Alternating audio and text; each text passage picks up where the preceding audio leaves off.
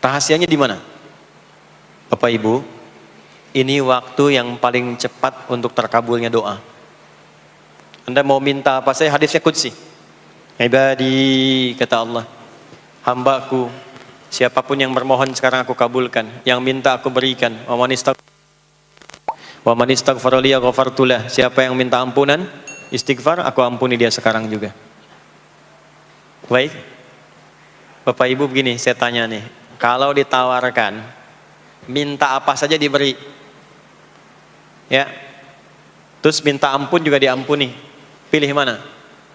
Minta apa saja diberi, mau minta apa saja, atau mau minta ampunan istighfar, pilih mana? Assalamualaikum warahmatullah. Assalamualaikum warahmatullah. Qala Rasulullah sallallahu alaihi wasallam, yata'aqabuna fikum malaikatul laili wa malaikatul nahari fi salatil asri wa fi salatil fajri. Berebut semua malaikat yang bertugas di siang dan malam, berebut membersamai kita. Kalau berebut itu artinya kalau ada yang berdoa diaminkan, kalau ada yang mohon ampun diistighfarkan oleh malaikat. Jadi malaikatnya minta kepada Allah, ya Allah ampuni si fulan, ya Allah ampuni si fulan, ya Allah si fulan, dan seterusnya sampai selesai. Itu khusus di salat asar dan salat subuh. Sampai kemudian thumma yas'aduna ila sama', kemudian mereka para malaikat itu kembali bertugas masing-masing, lalu Allah mengonfirmasi kepada mereka untuk menunjukkan kebenaran tugas malaikat yang tidak bermaksiat. Allah Maha tahu tentang hambanya, Maha tahu. Tapi Allah ingin menunjukkan kepada kita apa yang benar dari lisan malaikat itu, yang nggak pernah berdusta. Ya, maka Allah bertanya kepada malaikat, bagaimana keadaan hambaku ketika engkau tinggalkan? Maka disampaikan oleh malaikat itu, ya Allah, aku meninggalkan hambamu si fulan, dia sedang menunaikan ibadah, dia sedang sholat kepadamu, dan khusyuk berdoa, dan seterusnya. Maka apa jawabannya? Saksikanlah, ketika malaikat menyampaikan sedang ibadah, maka turun bonus dari Allah untuk mengampuni dosa si hamba itu. Itulah manfaatnya waktu pertengahan. Waktunya disebutkan di hadis ini asar dan subuh. Antara asar dan subuh itu masih ada yang unggul, ada yang istimewa lagi. Apa yang istimewa? Antara asar dan subuh yang istimewa terletak di subuhnya. Jadi dari 5 waktu ini, yang pertengahan asar dan subuh, karena amal di bawah ditunjukkan untuk mendapatkan penilaian langsung dari Allah seketika dan memberikan jawaban dari apa yang kita inginkan, asar dan subuh. Tapi dibandingkan asar dengan subuh, bila keduanya dibandingkan, dua-duanya mulia. Maka subuh punya kemuliaan yang tidak dimiliki oleh asar. Ya, makanya nanti asar bisa bertemu dengan zuhur, masih ada jama, masih ada qasar. Maghrib ketemu isya, masih ada jama, ada qasar. Ya, tapi subuh nggak bisa di jama, nggak bisa di qasar. Ya, makanya subuh letaknya jauh, ke isya jauh, ke zuhur jauh. Ya, saya mau jamaah. Ya, jama antara isya dengan subuh biar nanti bangunnya sekalian gitu, nggak bisa. Ya, maghrib masih bisa dijama dengan isya, isya dikosor dari 4 jadi 2. Maghrib nggak bisa dikosor karena 3 nggak mungkin jadi 1,5. Ya, zuhur udah 2, masa mau dikurangin lagi? Subuh udah 2, nggak mungkin dikurangi lagi. Maka dari itu subuh menyendiri sendiri.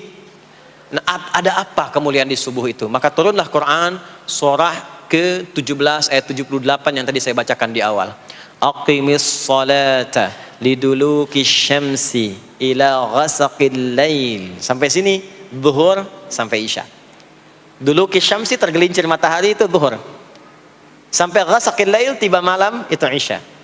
Lalu ditutup ujungnya wa qur'anal fajr. Khusus untuk subuh itu ditambahkan selain sholat ada bahasa Quran di Quran sendiri. Khusus untuk subuh redaksinya ditambahkan dengan Quran. Apa itu Quran? Halo, apa itu Quran? Kalau tidak tahu cepat katakan wallahu a'lam. Apa itu Quran? Wallahu a'lam. Ada Quran, ada Al-Quran. Ada Quran, ada Al-Quran. Kalau yang disebut Al-Quran itu mutlak firman Allah. Dari mulai Al-Fatihah sampai An-Nas. Ini yang terdapat di dalam mushaf ini, di 2 jilid ini. Ya, itu Al-Quran.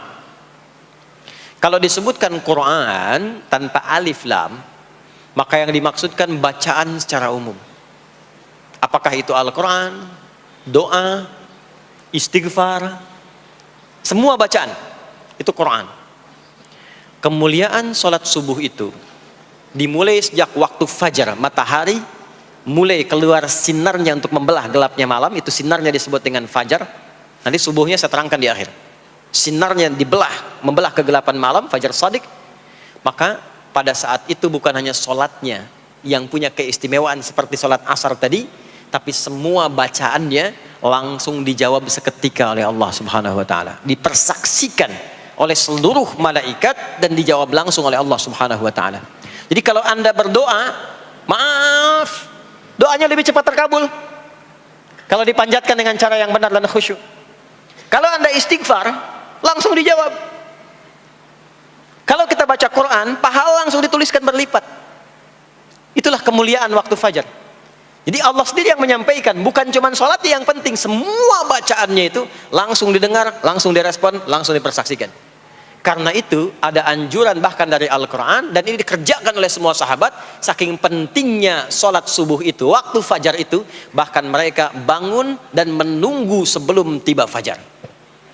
Maka disitulah muncul kemudian tahajud.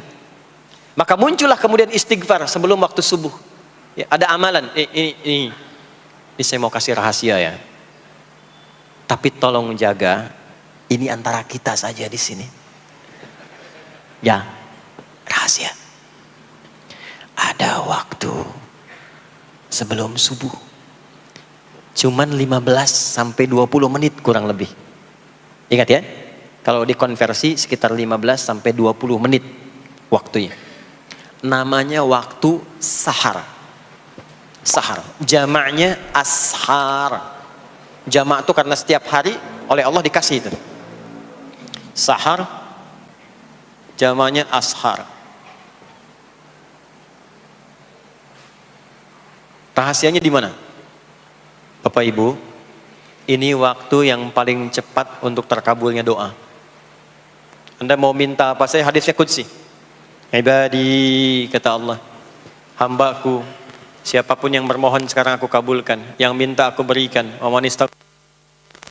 man istaghfara li ghafartu lah. Siapa yang minta ampunan, istighfar, aku ampuni dia sekarang juga. Baik. Bapak Ibu begini, saya tanya nih, kalau ditawarkan minta apa saja diberi. Ya. Terus minta ampun juga diampuni. Pilih mana? Minta apa saja diberi, mau minta apa saja, atau mau minta ampunan istighfar? Pilih mana? Jujur aja, kalau ada proyek nilainya 100 miliar, ya, ada utang 1 miliar belum ditutup, terus suruh minta apa saja diberikan. Pilih mana? Minta 100 miliar, potensi dikabulkan, atau minta diampuni dosa? Pilih mana? Pilih salah satu, nggak usah dua-duanya. Oh, ada tawaran dikasih 100 miliar atau diampuni dosa, pilih mana? Ampuni dosa. Pelan banget ya. Kata ibu kalau bisa dua-duanya gitu. Coba, kalau ada rumus begini, Anda disuruh memilih apakah dunia dan seisinya atau memilih ampunan Allah, maka pilih ampunan Allah. Karena nanti ada rahasia yang kedua. Banyak rahasia ini. Ada rahasia istighfar. Istighfar itu kalau sudah menyatu dengan jiwa kita, sudah terbiasa maksudnya. Biasa istighfar, dan jadi karakter. Jadi kebiasaan. Bukan hanya pasca sholat, di mobil istighfar, di kantor masuk istighfar. Sudah kebawa, udah refleks itu. Faidah keutamaan untuk orang yang rajin istighfar itu ada dua. Satu, diampuni dosanya oleh Allah, yang cirinya nanti akan dijaga dari maksiat. Ya, bukan maksum, karena maksum itu untuk para nabi. Untuk para nabi dan rasul. Manusia nggak ada yang maksum selain nabi dan rasul. Maksudnya apa? Diberikan petunjuk oleh Allah untuk menjaga diri. Sehingga ketika dosanya diampuni, dia nggak berbuat dosa itu lagi. Mata biasa melihat yang tidak baik. Tobat, diampuni dosa mata itu, cirinya adalah mata nggak senang lihat yang nggak baik lagi. Itu dosa mata diampuni.